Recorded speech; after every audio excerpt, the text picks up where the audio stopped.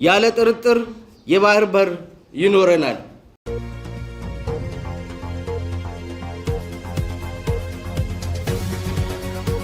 ሰላም ሃሜት ውዕሉ ክቡራትን ክቡራንን እዚ ፕራይም ትግርኛ እዩ ንሕዚ ዘዋርድናልኩም ምዕባለታት ከም ዝስዕቡ ቀሪብና ኣለና ሓደሽቲ ተኸታተልትና ቻናልና ሰብስክራይብ ብምግባር ሰዓቡና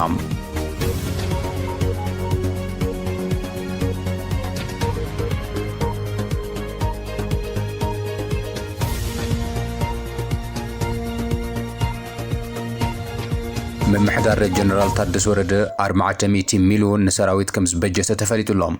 ሎሚ ኣብ ዓፋር ሓያል ተቃውሞ ከም ዝውዓለውን ተቃሊሑም ቢያ ጉዕዞ ናብ ዓሰብ ዝብል ጉስጓስ ካብ ዝኾነ እዋን ንላዕሊ ብምጥንኻር ዓሰብ ብሓይሊ ንምቁፅጻር ሃቂና ሙሉእ ምድላዋት ኣብ ተካይድሉ ዘላ እዋን ናይ ኤርትራ ኢትዮጵያ ዓፋርን ምጥማር ቁልፊ ጉዳይ ምዃኑ ገሊጻ እዚ ዕማም ንምፍጻም ዝኽእል ኣብ ክልል ዓፋር ሰመራ ኮሌጅ ኩናት ምክልኻልን ዩኒቨርሲቲ ሰመራን ብሓባር ዘዳለውዎ መድረኽ ዝተዛረበ ምክትል ኣዛዚ ሓይሊ ባሕሪ ኢትዮጵያ ኮማንደር ተገኘለታ ኣዘራረብ መልእኽቲ ተዛሪቦም ኣብ ዝርዝር ኣካቲትና የሉና እዚ ከምዚ ኢሉ እናሃለወ ሻዕብያ ዝዓገቶም 6 ናይ ወፃኢ ዜጋታት ክፈትሕ ዝተሓተተ ዲፕሎማስያዊ ጻዕሪ ከም ዝፈሸለውን ተፈሊጡሎም ስርዓት አቢ ካብ ስልጣን ንምእላይን ድሕሪ አቢ ዝህሉ ምሕደራ ዝመርሕ ጉጅለ ኣብ ኣውሮፓ ከም ዝተጣየሸውን ተፈሊጡሎም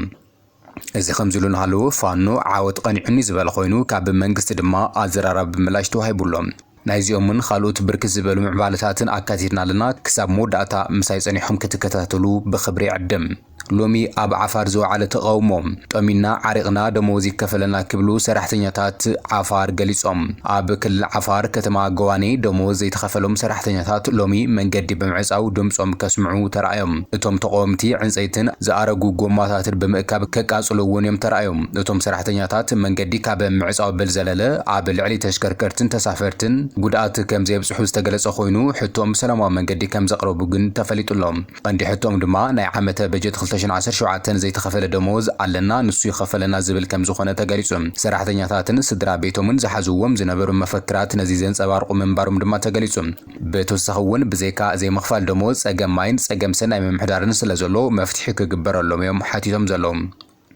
እዚ ከምዚ ኢሉ እናሃለወ ካብ ነበርቲ ከተማ ኮረምን ኣለማጣን ህዝባዊ ምሕጸንታውን ተሰሚዑሎም ነበርቲ ከተማታት ኮረምን ኣለማጣን ኣብ ልዕሊ ከተማታት ኮረምን ኣለማጣን ዝተገበረ ናይ ህጹጽ ግዜ ኣዋጅ ክልዓለሎም ሓቲቶም ኣለዉ እቶም ነበርቲ ከም ዝገለጹዎ እንተኾይኑ ኣብቲ ከተማ ዘሎ ናይ ሰላምን ጸጥታን ካብ ዝኾነ እዋን ንላዕሊ መምሕያሽ የርኢ ብምህላው ዝተገበረ ገደብ ሰዓት ሕላፍ ክልዓለሎም እዮም ሓቲቶም ዘሎም ኣብ ከተማታት ኮረምን ኣለማጣን ካብ ምሸት ሰዓት 2 ክሳብ ንግሁ 12 ሰዓት ናይ ተሽከርከርትን ሰብ መንቀሳቐስን ካብ ዝኽልኸለ ዓመታት ከም ዘውጸረ ይፍለጥ እዮም ኣብ ዞባ ደቡብ ትግራይ ከተማታት ኮረምን ኣለማጣን ዝተተኸሉ ግዝያዊ ምምሕዳራት ንህዝቢ ተነጻጻሪ ኣገልግሎት እንትህቡ ተዓዚበለኹ ዝበለ ቴክቫ ኢትዮጵያ ቤተሰብ መቐለ ብወገኑ ትካል ዕቋርን ልቃሕን ደደቢት ጨንፈር ኮረም ኣብ ዝቕንያት ድሕሪ 6 ዓመታ መሊስ ኣገልግሎት ምሃብ ከም ትጅምር ድማ ኣረጋጊጹ ህንጻታት ደደቢት ማይክሮፋይናንስ ጨንፈር ኮረምን ኣለማጣን ክሳብ ሎሚ ቤት ዕዮ መንበሪ ኣብቲ ቦታ ዝርከቡ ኣባላት ፌደራል ፖሊስ ኮይነን ከም ዘለዋ ድማ ቴክቫ ኢትዮጵያ ቤተሰብ መቐለ እዩ ገሊጹ ዘሎ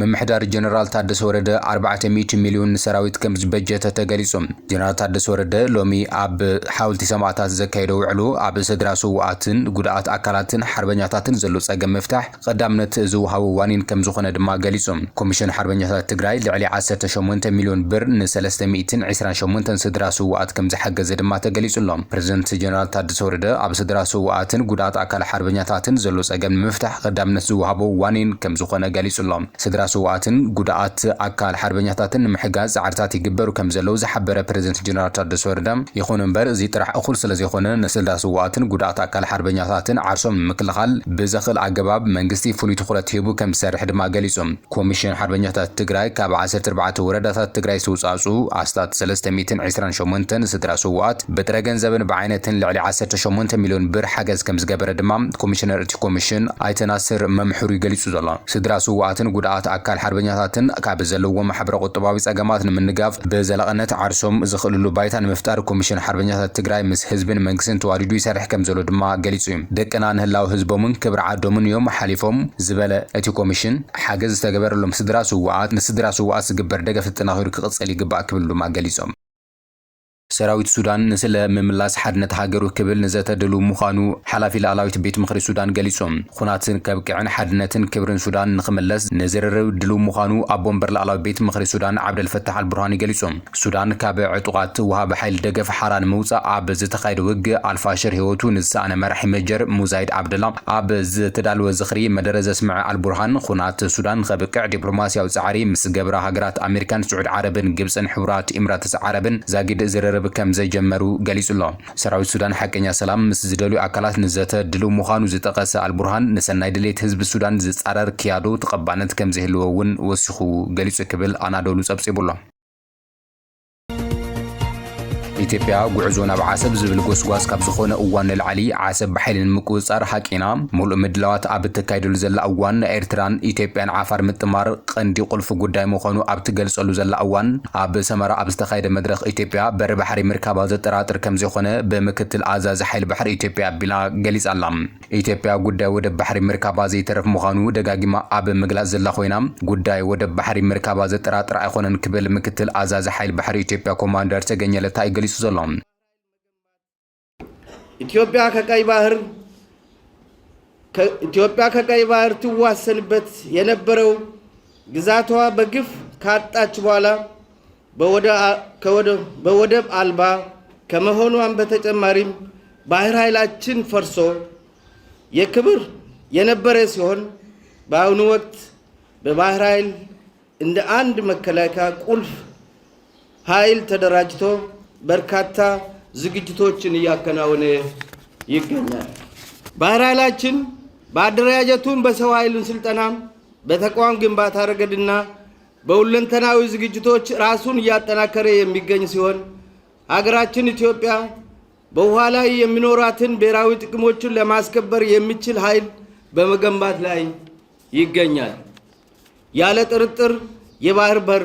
ይኖረናል። እዚ ዝተገለጸሉ መድረኽ ብኢንስቲትዩት ጉዳይ ወጻኢ ኮሌጅ ኩናት ምክልኻልን ዩኒቨርሲቲ ሰመራን ብሓባር ዘዳለውዎ ናይ ኢትዮጵያ ስትራቴጂካዊ ርእሰ ምርኮሳን ክልተ ስርዓታት ማይን ምምሕዳር ምትእስሳር ኣባይን ቀይሕ ባሕርን ስትራቴጂካዊ ተራ ክልል ዓፋር ኣብ ትሕቲ ዝብል ቴማ ኣብታ መባፅሕ በሪ ባሕሪ ዝበልዋ ከተማ ሰማራ ዝተኻየደ መድረኽ እዩ ኣብቲ መድረኽ ኮማንደር ተገኘለታ ኣብ ዝገበረ መደረ ኢትዮጵያ ንነዊሕ ዓመታት ብዘይ ወደብ ባሕሪ ምጽናሓ ዘስዕበሉ ፖለቲካውን ቁጠባውን ጸገማት ብምዝርዛር እዚ ታሪካዊ ጌጋ እዚ ዝእረመሉ እዋን ሕዚ እዩ ድሕሪ ምባል ታሪካዊ ሓላፍነትና ንምውፃእ ሃገርና ናብ ዝለዓለ ደረጃ ንምስጋር ኣብዚ መድረኽ ተረኺብና ኣለና ብምባል እቲ ብባንዳታት ስኢናዮ ዝበሎ በሪ ባሕሪ ንምምላስ ይሰርሕ ምህላው እዩ ተገሊጹ ዘሎ ኢትዮጵያ ዳግማይ ሓይሊ ባሕሪ ንምህናዝ ኣብ ዝግበር ዘሎ ጻዕሪ ከም እትርከብ ዝጠቐሰ ኮማንደር ሰገኘ ሓይሊ ባሕርና ብውዳበ ብስልጠና ሓይሊ ሰብ ብምህናዝ ትካላትን ብኩለ መድያዊ ምድላዋት ርእሱ የጠናኽር ኣሎ ክብል ገሊጾም እዚ ሓይሊ እዚ ንሃገራዊ ረብሓታት ኢትዮጵያ ኣብ ማያዊ ዞባታት ንምሕላው ዝተሰለፈ ምዃኑ እውን ኣገንዚቡ እዩ እቲ ብዘይ ሓይሊ ባሕሪ ምክትል ኣዛዚ ባሕሪ ኮይኑ ዝሰርሕ ዘሎ ኮማንደር ብዘይ ዝኾነ ጥርጥር ወደብ ባሕሪ ክህልወና እዩ ኣብ ማይ ዘለና ሃገራዊ ረብሓታት ድማ ክነኽብር ኢና ክብል ድማ ጽኑዕ መርገፂ ገሊጹ ዘሎ እዚ ከምዚ ኢሉ እናሃለወ ኢትዮጵያ ብኤርትራ ዝተወሰዳ ናይ ሰለስተ መራኸባት ሙሉእ ኣጽዋራት ዳግማይ ኣጀንዳ ጌራ ምህላዋ ዝተገለጸ ኮይኑ ኣብዚ ጉዳይ እዚ ምስ መንግስቲ ኤርትራ ኣብ ምድርራር ከም ዘላ ድማ ተፈሊጡሎ ቅድሚ ሒደት ኣዋርሕ ብልጽግና ካብ ሃገራት ኣዘርባይጃን ቱርክን ኢራንን ዝዓደጎም ናይ ማእኸላይን ነዊሕ ርሕቀት ከበድቲ ብረታት ምስ ተተኮስቶም ናይ ድሮን ቁምቡላታትን ብረትን ዝሓዛ ሰለስተ መራኸብ ከም ዝተዓገታ ይፍለጥ እዩ እተን ዝተዓገታ መራኸብ ንምፍታሕ ኣብ መንጎ ሻዕብያን ብልጽግናን ዝርርባት ክካየድ ከም ዝጸንሐ ዝፍለጥ ኮይኑ ኣብተን መራኸብ ዝነበሩ ዕጡቃት ንምፍታሕ ዝተገበረ ዝርርብ ብዘይ ፍረ ከም ዝተዛዘመ ድማ ተፈሊጡሎም ዘአይዝላንድ ዝተባሃለ መርበብ ሓበሬታ ብወገኑ ሻዕብያ 6 ዜጋታት ስሪላንካ ዝኾኑ ማርሻላት ባሕሪ ንምፍታሕ ዝተገበረ ዲፕሎማስያዊ ጻዕሪ ከም ዘይሰመረ ድማ ገሊጹሎም እቶም ዜጋታት ስሪላንካ ካብ ኣዘርባይጃን ዝተበገሳ ናይ ኣጽዋር መራኸብ ሒዞም ናብ ኢትዮጵያ ከኣቱ ዝገበርዎ ፈተነ ብሻዕብያ ከም ዝተጨወዩ ዝፍለጥ እዩ ኢትዮጵያ ድሕሪ ስርዓት ኣበይ ክልዋ ዝኽእል መንግስቲ ዝቲ ጉጅለ ኣብ ኣውሮፓ ክመክር ከም ዝውዓለ ተገሊጾም ንዲሞክራሲያዊ ምስጋር ድሕሪ ኣበይ ዝህሉ ስርዓት ዘሳልጥ ኣተሓባባሪ ጉጅለ ኣብ ኣውሮፓ የተመስሪቱ ዘሎ ኣብ ኢትዮጵያ እናተጋደደ ብዝመፀ ፖለቲካውን ቁጠባውን ጸጥታውን ቁልውላው ዝተሻቀሉ ኢትዮጵያውያን ብዕለት ብቅድሚት ማሊ ኣብ ኣምስተርዳም ኔዘርላንድስ ተኣኪቦም ከም ዝተዛተዩ ፍልፍላት ሓቢሮም እዚ መድረኽ እዚ ቅድሚ ሕዚ ኣብ ሕቡራት መንግስታት ኣሜሪካ ናይ ዝተኻየደ ምይጣት ቀጻሊ ክፋል ምዃኑ እውን ተፈሊጡ እዩ ኣብዚ መድረኽ እዚ ድማ ወከልቲ ፖለቲካዊ ውድባት ዕጡቃት ጉጅለታት ሲቪላዊ ማሕበራትን ከም ዝተሳተፉ ማዕኸላት ዜና ይጽብጽባ ኣለዋ። ኣብቲ መድረኽ ኣባላት ዝተፈላለዩ ማሕበረሰባት ኢትዮጵያ፣ ምሁራትን ህቡባት ፖለቲከኛታትን ተሟገቲ ሰብኣዊ መሰላትን ኢትዮጵያ ዝተሳተፉ ምዃኖም ዝተገለጸ ኮይኑ መንነት እቶም ፖለቲከኛታት ግን ብዕሊ ኣይተገለጸን እዩ። ኣገዳስነት ፖለቲካዊ ሽግግር፣ ኣገባብ ፍታሕ ፖለቲካ ፍልልያት ናብ ሰላም ዝወስዱ ስልትታት ከምኡውን ተራን ጽልዋን ወጻእተኛታት ተዋሳእቲ ምቁጽጻር ዝብሉ ነጥብታት ቀንዲ ዛዕባታት እቲ ዘተ መንባሮም እውን ተሓቢሩ እዩ። እቲ ሃገር ብስንኪ ምምሕዳር ኣብይ ኣሕመድ ናብ ዘይተወጽኦ ፖለቲካዊ ጸጥታውን ጭቃ ተሸሚማ ከም ዘላ እቶም ፖለቲከኛታት ኣብ ስምዕነት ዝበጽሕሉ ጉዳይ ምዃኑ እውን ተፈሊጡሎም።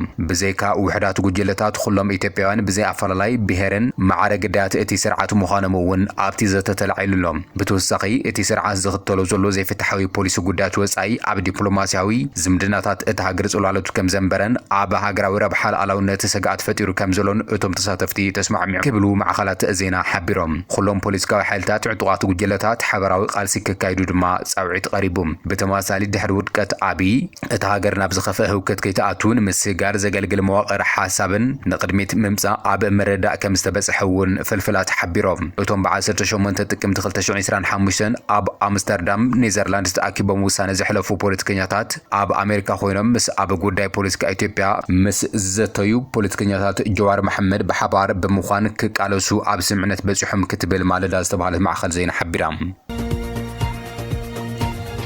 ኣብ ክልል ኣምሓራ ብስፍሓት ዝቕጽል ዘሎ ውግኣት ፋኖን ሰራዊትን ሓያል ጸቕጢ ይፈጥር ምህላው ዝተገለጸ ኮይኑ ፋኖታት ዓወት ከም ዝቐንዑ ነበርትን ዝተፈላለየ ማዕኸላት ዜናን ኣብ ምጽብጻብ ይርከባ።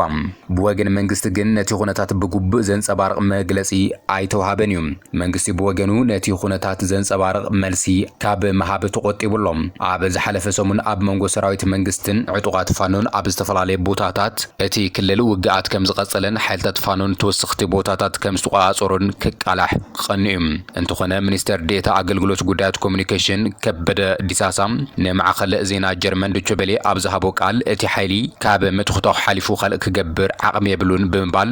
ነቲ ሓበሬታ ነጺግዎ እዩ። እቲ ሚኒስተር ዴታ ኮሙኒኬሽን ኣኽራሪ ብምባል ዝገለጹ ዕጡቕ ሓይሊ ፋኖ ኣብ ዝተፈላለዩ ቦታታት ናይ ምውጋዕ ዓቕሚ ከም ዘይብሉን ካብ ምትኽታው ሓሊፉ ዝገብሮ ነገር ከም ዘየለን እዩ ዝገልጽ ዘሎ። ሰራዊት ምክልኻል ኢትዮጵያ ብሰንበት 19 ጥቅምቲ 2025 ብማሕበራዊ መራኸብቲ ፌስቡክ ኣብ ዘርጎ ሓበሬታ ኣብ ትሕቲ እዚ ምብራቕ ዝርከባ ኣሃዱታት ብ9 ጥቅምቲ ኣብ ዘካየዶ ስርሒት ንብዙሓት ከም ዝደምሰሳ ከም ዝቑሰላን እዩ ኣፍሊጡ ዘሎ። ኣብቲ ስርሒት ዝተኻየደሉ ዞባ ምዕራብ ጎጃም ከባቢ ቁጪ ኣብ ዝተኻየደ ስርሒት ጸረ ደባይ 8 ኣኽረርቲ ኣባላት ክሞቱ ከም ዝኽኣሉ ገሊጹሎም። ብተመሳሳሊ ኣብ ዞባ ኣዊ ወረዳ ባንጃ ኣስም ኣብ ዝተባሃለ ከባቢ ኣብ ዝተኻየደ ስትራቴጂካዊ ስርሒት 23 ኣኽረርቲ ኣባላት ካብ ጥቕሚ ወጻኢ ክኾኑ ከለዉ 19 ድማ ከም ዝቆሰሉ እዩ ሓቢሩ ዘሎ።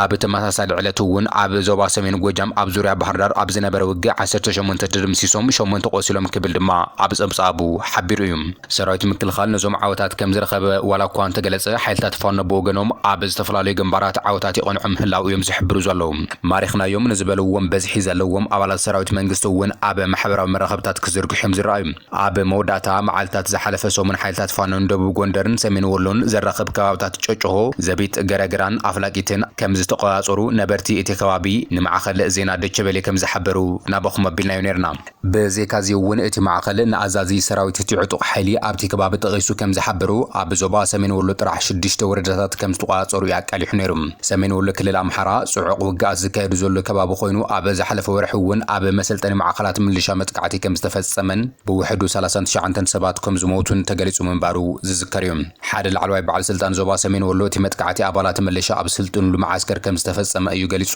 ኣብ ዞባ ሰሜን ወሎ ወረዳ ጉባላፍቶ ኣብ ርእሰ ከተማ ወልዲ 20 ኪሎ ሜትር ርሒቑ ኣብ ዝርከብ ማዕከል ጥዕና ብዝተፈጸመ መጥቃዕቲ ድሮን ሓንቲ ነፍሰ ጹር እትርከቦም 4 ሲቪላውያን ከም ዝመቱ ካብ መሰኻኽር ዓይንን ምንጭታትን ሕክምና ዝተረኸበ ሓበሬታ ምርኩስ ብምግባር ተቃሊሑ ምንባሩ ይዝከር። ክቡራትን ክቡራንን ንሎሚ ናባኹም ዝሓርናዮ መገዳሲ ምዕባልታት ነዚኦም ይመስሉ ነይሮም። ብሳና ስለ ዝጸናሕኹም ኣዝና ነመስግን። ቻናልና ሰብስክራይብ ብምግባር ቤተሰብ ክትኾኑ ንዕድም።